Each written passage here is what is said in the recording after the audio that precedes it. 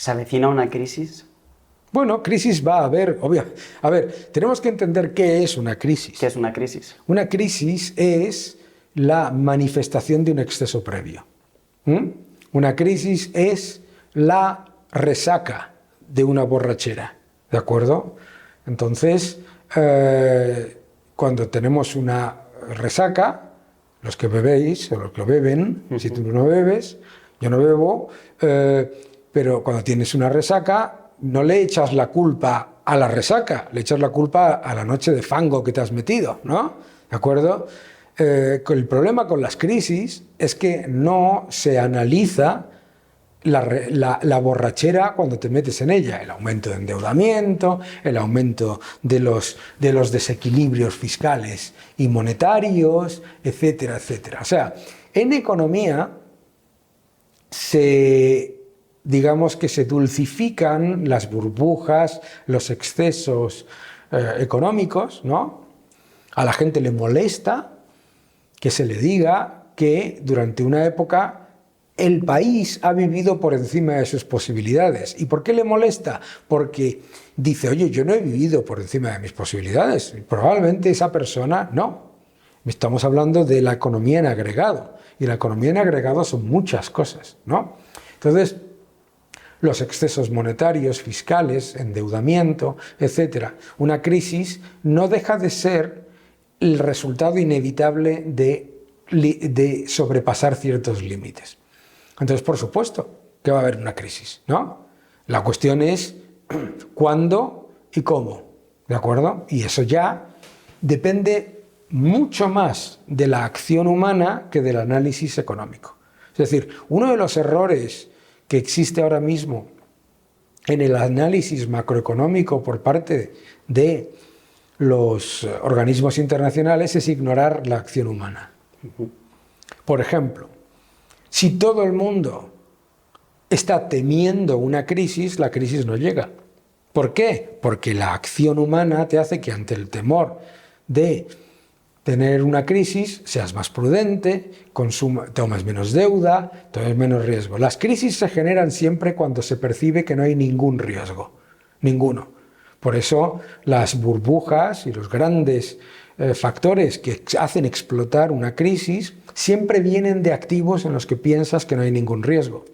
No se genera una burbuja inmobiliaria porque la gente diga, ja, voy a tomar una enorme cantidad de riesgo en inmobiliario, sino porque piensas, las casas nunca bajan, esto siempre lo voy a poder vender, etcétera, etcétera. Es decir, porque piensas que no hay ningún riesgo, ¿de acuerdo? Las crisis siempre ocurren en los activos o en las partes de la economía en las que se percibe que no hay ningún riesgo, nunca en aquellas en las que los ciudadanos y las empresas perciben que hay alto riesgo.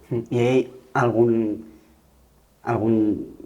activo que pueda parecer que no tiene riesgo y que pueda ser un predecesor, como por ejemplo? Los bonos. Los bonos soberanos lo fueron el año pasado, ¿verdad? El año 2022. La gente que pensaba decía, bueno, yo voy a cargarme de deuda pública, porque la deuda pública siempre tiene menos riesgos, el activo de menos riesgo da bajos tipos de interés, pero como sube el precio más de lo que me da por tipo de interés, entonces yo compenso, etcétera, etcétera, etcétera, gran acumulación de inversión en deuda pública, piñazo, ¿no? Claro, eso. ¿Y por qué se da? Pues se da por eso, por esa percepción de que no hay ningún riesgo, claro. ¿Y en los próximos 10 años usted cree que podría haber una crisis importante? Claro, probablemente sí. ¿Y cómo nos podemos preparar? La mejor manera de prepararte para una crisis es no caer en los 3 argumentos más típicos en los que te hacen meterte en una crisis, ¿no? El primero es cuando te dicen, esta vez es diferente.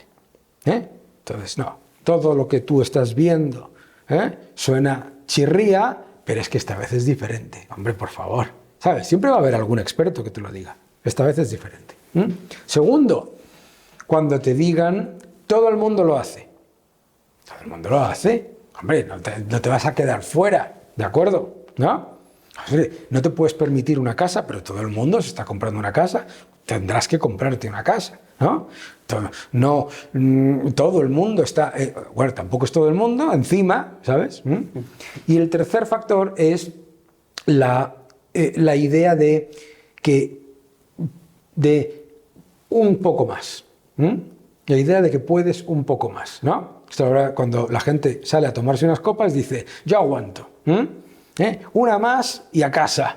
Bien, esa una más es la que te lleva a meterte en una crisis. Entonces, hay una enorme cantidad de personas que han pasado las crisis, sin ningún tipo de impacto. Y otras que sí. La mejor manera de no participar de las crisis es no caer en el error de esta vez es diferente, una más y me voy a casa, y todo el mundo lo está haciendo. Si todo el mundo lo está haciendo, lo hago yo también, y me subo. Y normalmente, además, esos argumentos para el ciudadano medio no le llegan cuando la burbuja se está formando, sino al final. La mayoría de los ciudadanos tienden a subirse a las burbujas al final de la burbuja. Y por eso son los que más lo sufren. Entonces, la mejor manera de prepararse para una crisis es lo que dicen los británicos, ¿no? Si quieres lo mejor, prepárate para lo peor. Prepárate para lo peor. Muchas veces escucharás en medios de comunicación, etcétera, a la gente decir que hay algunos economistas o algunos expertos que son agoreros, ¿no? ¡Ah, qué agorero! No hace nada más que decir que las cosas no van bien, etcétera, etcétera, con lo bien que va todo, ¿no? Primero, es falso lo bien que va todo. Dos, es mejor tener una visión ligeramente pesimista y desde luego cauta sobre la situación económica en general, y eso te lleva a tomar decisiones muchísimo más realistas con respecto al futuro. Si estás escuchando a la de Tres, es gracias al apoyo de nuestros suscriptores. Vamos, únete a ellos para que sigamos creciendo y con ello el programa. Muchísimas gracias.